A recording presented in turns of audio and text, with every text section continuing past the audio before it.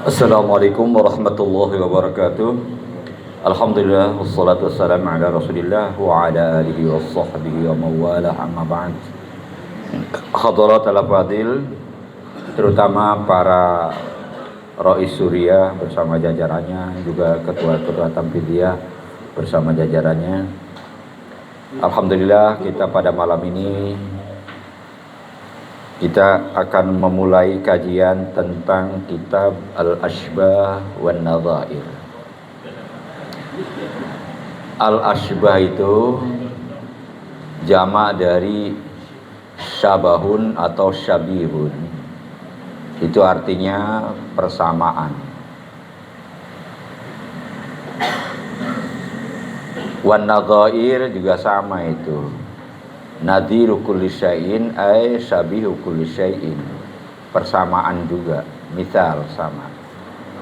Kenapa disebut al-ashbah wan nadhair?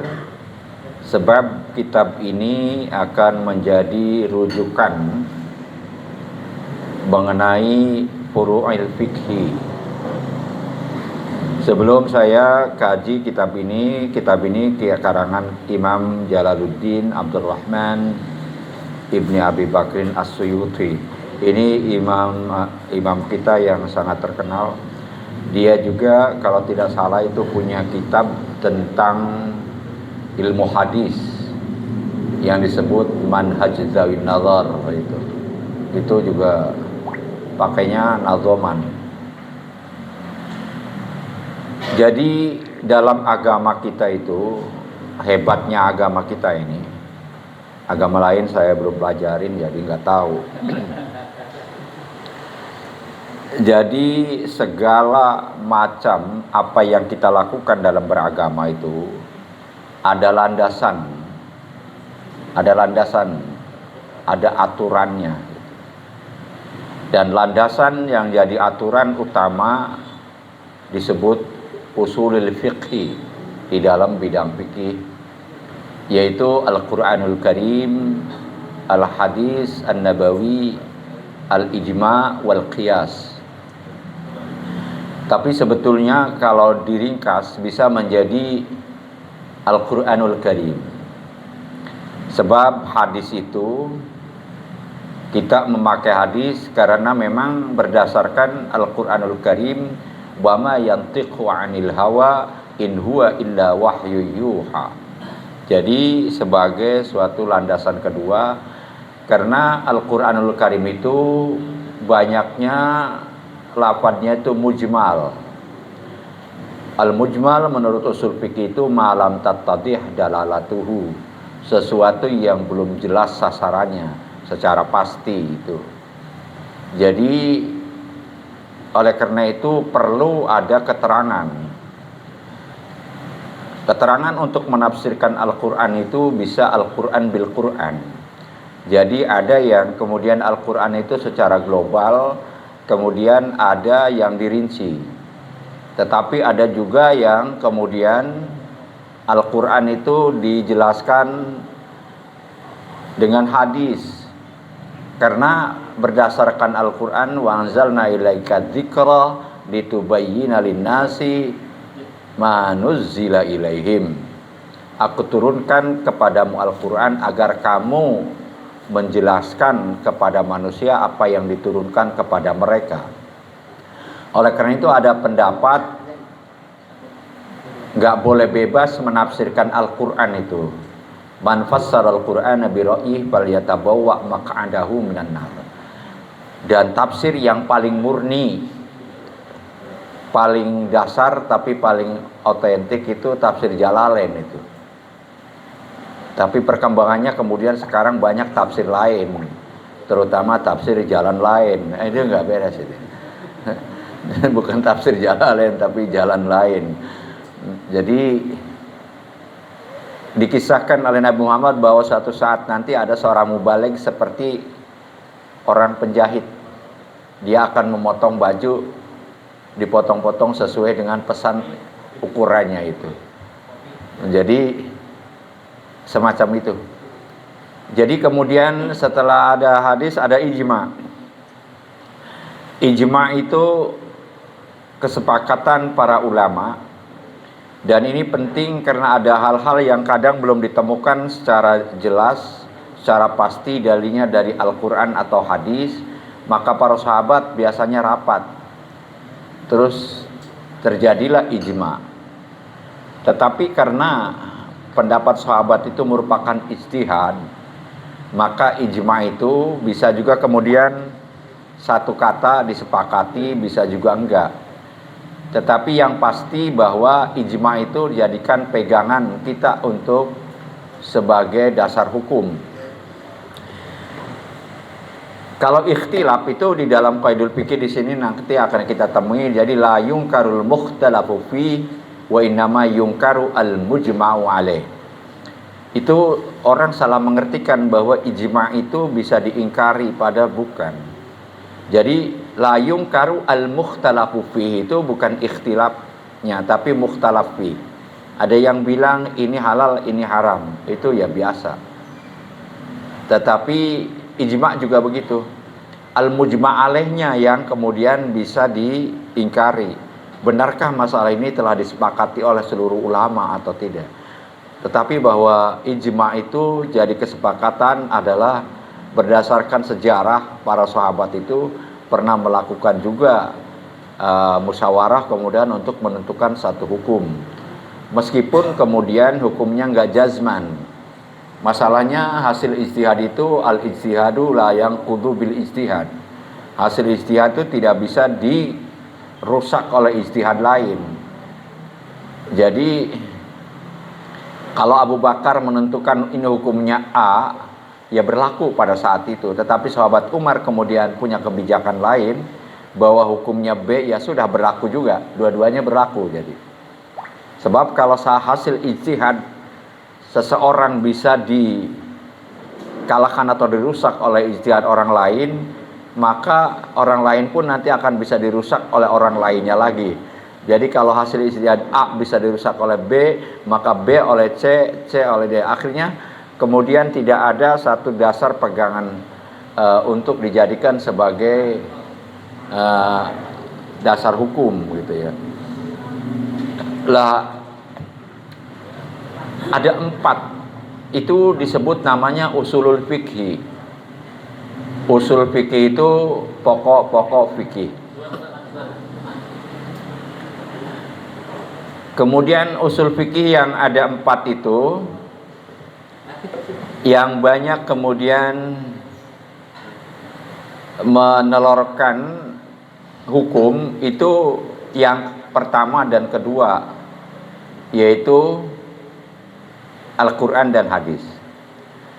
Tetapi Al-Quran dan hadis itu juga banyak banget ayat-ayatnya, dan hadis juga banyak. Tetapi kemudian para ulama mengklasifikasi, ada yang kemudian sama, ada yang berbeda itu. Oleh karena itu, maka dibuatlah suatu qawaidul fikih yang akan kita baca ini. Qawaidul fikih, ada usul fikih, ada qawaidul fikih, ada furu'ul fikih. Kalau usul fikih itu ya tadi 4 tadi. Kalau qawaidul fikih di dalam kitab, kalau pelajaran sanawiyah atau aliyah itu masuk dikategorikan sebagai usul fikih juga. Tapi kalau saya enggak. Soalnya qawaidul fikih, usul fikih itu harus berupa yang menyeluruh semuanya. Tapi qawaidul fikih itu enggak menyeluruh. Meskipun kadang satu kaidah muatannya lebih banyak daripada kaidah lain. Jadi kalau ibarat saya samakan itu, kalau sebuah pohon, usul fikih itu ini nih, pohon yang gedenya itu. Kemudian qawaidul fikih adalah cabangnya. Sedangkan fikih adalah ranting dari cabang-cabang itu. Sebagai bukti ya, ini sebagai pengantar dulu, bahwa kita di dalam teori ilmiah itu ada 2 teori, yaitu induksi dan deduksi. Induksi dan deduksi. Induksi itu berdasarkan tasawwufil juz'iyat, yaitu mencoba untuk meneliti setiap satuan-satuan itu, bisa dengan survei atau dengan segala macam. Jadi istilahnya itu induksi. Tapi kalau deduksi itu biasanya itu bikin kaidah umum dulu. Dari kaidah umum itu kemudian keluar seperti kitab-kitab nahwu itu kaidah umum dulu. Pertama umpamanya al-mubtada itu apa? Mubtadaun zaidun wa adilun khabar in qulta zaidun adilun mani tadar, itu kalau alfiyah. Jadi definisi bil misal. Kalau imrit itu al-mubtada ismun rafuhu mu'abbadu an kulli labdin amilin mujarradu. Kalau jurmiyah al-mubtada wal ismul marfu al-ari anil awamil lafdhiyah. Jadi bikin definisi umum dulu. Nah, biasanya ciri-ciri orang khas dan orang am. Kalau orang am itu juz'iyat yang dipelajari, jadi lama, capek. Kalau orang khas itu kuliah, generalnya. Sebagai contoh, nanti di sini akan ada kaidah al-umuru bimaqasidiha. Segala urusan tergantung tujuannya. Ini kaidah ini lahir dari apa? Dari ayat Al-Qur'an, diantaranya la junaha alaikum fima akhta'tum bihi walakin ma ta'ammadat qulubukum. Enggak ada dalilnya di sini. Ini udah kajian saya. Yang itu enggak ada masuknya. Yang ada di sini innamal a'malu binniyat wa innamal likulli imri'in ma nawa. Tapi ma ta'ammadat qulubukum itu ya niat itu. Jadi al-umur bimaqasidiha. Segala urusan tergantung maksudnya. Hadis innamal a'malu binniyat wa innamal likulli imri'in ma nawa itu termasuk hadis yang jawami'ul kalim, sehingga kalau ilmu pengetahuan itu ada 90, maka 30% didominasi oleh hadis innamal a'malu binniyat. Pokok pangkalnya ini rujukan dari al-umur bimaqasidiha. Jadi nggak boleh itu qaidul fikih itu keluar dari usulul fikih. Harus ada usulnya, harus ada dasarnya. Nah, tetapi kemudian hadis innamal a'malu binniyat itu usul fikih, furu'nya banyak banget. Al-umuru bimaqasidiha, furu'nya banyak banget. Kita nggak perlu mencari dalilnya wudu wajib niat, enggak. Tinggal ditanya wudu itu amal bukan, perbuatan bukan. Kalau perbuatan ya innamal a'malu binniyat gitu. Terus kalau yang sama, lah niat itu ada dua tujuan.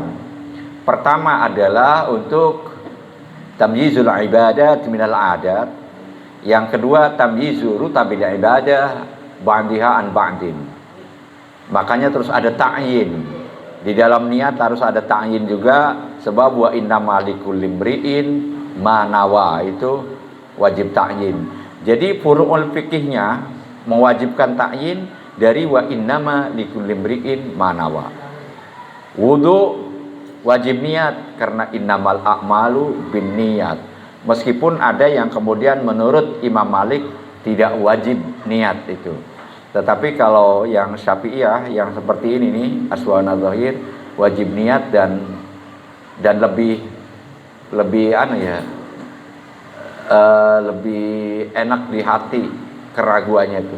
Soalnya kalau wajib niat dengan kalau Imam Malik nggak wajib niat, sebab innamal a'malu binniyat wa innamal likulli imri'in ma nawa, yang hadis terkenal itu hadis mutawatir, ternyata di kitab Al-Muwatta itu nggak ada itu.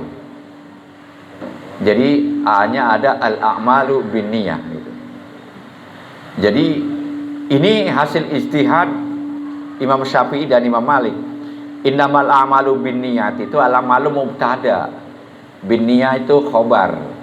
Nah, khobar itu kalau terbuat dari jar majrur, maka harus ada mu'allaq ta'alluq muta'alliqun bimahdhufin. Takdiruhu macam-macam. Jadi ada innamal a'malu tasihu binniyah, ada yang innamal a'malu takmulu binniyah. Sebabnya apa itu? Sebab yang muqaddar itu hukumnya am. Di dalam qaidul fikih yang muqaddar itu hukumnya am. Jadi bisa sana sini. Oleh karena itu nanti kita akan dibahas di sini. Jadi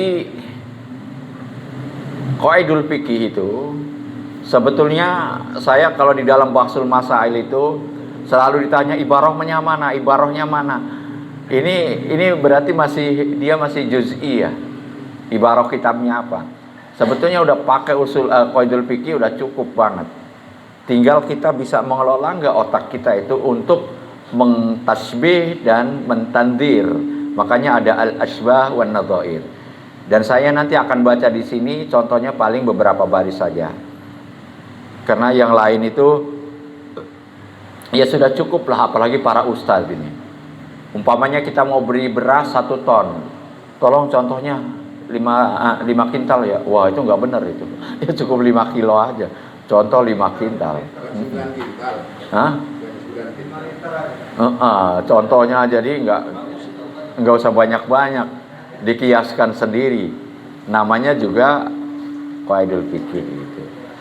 Nah ini sebetulnya asal mulanya yang punya qaidul fikih itu Imam Hanafi ini. Imam Hanafi membuat 17 qaidah di dalam fikih. Kemudian ada Ashabus Syafi'i yang kemudian pengen berguru dengan orang itu.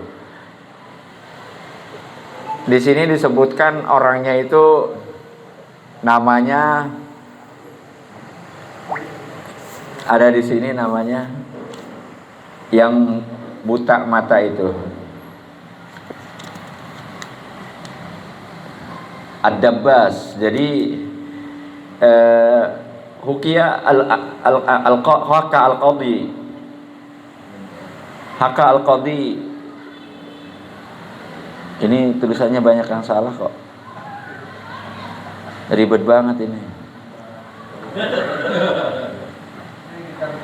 Yang benar tuh Hukiya annal Qadhiya Abu Sa'id al-Harawi. Ini tulisannya coba lihat. Banyak banget yang saya salahin di sini, salah cetaknya. Udah berapa kali ganti kitab Asbah wan Nadhair karena banyak yang cetak. Apalagi tentang qaidahnya juga perlu kita kritisi para ustadz ini. Masa ada qaidah pakai pertanyaan? Nanti ada di sini. Sholatul Jum'ati al-hiya sholatun bi'ainiha au zuhurun maksuratun atau zuhurun maksurun. Sholat Jumat itu apa sholat sebenarnya, sholat memang, atau zuhur yang dikosor? Mana ada kaidah pakai pertanyaan? Nggak ada. Kaidah itu dalil umum, dalil yang sudah jadi. Jadi banyak di sini nanti kaidah-kaidah yang sebetulnya seharusnya terusnya bukan al-qaidah tapi al-masail. Cuman tulisannya al-qawaid di sana nanti di belakang. Jadi seharusnya al-masail, permasalahan atau al-masyakil. Jadi bukan al-qaidah, kaidah itu udah jadi. Jadi bisa jadi rujukan. Kalau masih pertanyaan, lah bagaimana kita merujuk pada pertanyaan suatu hukum? Jadi ini.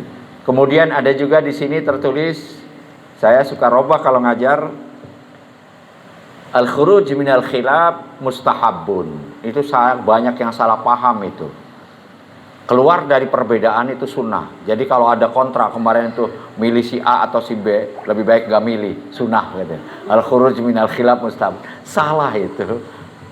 Jadi al-khuruj minal khilaf imma mustahabun wa imma makruhun. Seharusnya begitu. Keluar dari perbedaan itu bisa menghasilkan hukum sunnah atau hukum makruh. Kalau yang satu bilang wajib, yang satu bilang enggak, maka sunnah. Tapi kalau yang satu bilang haram, yang satu bilang enggak, makruh. Begitu seharusnya. Jadi makanya al-khuruj minal khilaf imma mustahabun wa imma makruhun. Kalau di situ mustahabun doang di sini. Padahal contoh di dalamnya dia juga tulis makruh. Al-khuruj minal khilaf makruh, rokok makruh. Tapi kalau saya wajib. Jadi yaduru ma'al ilah. Jadi kalau yang asalnya mubah itu kemudian menjadi kena hukum itu tergantung ilatnya.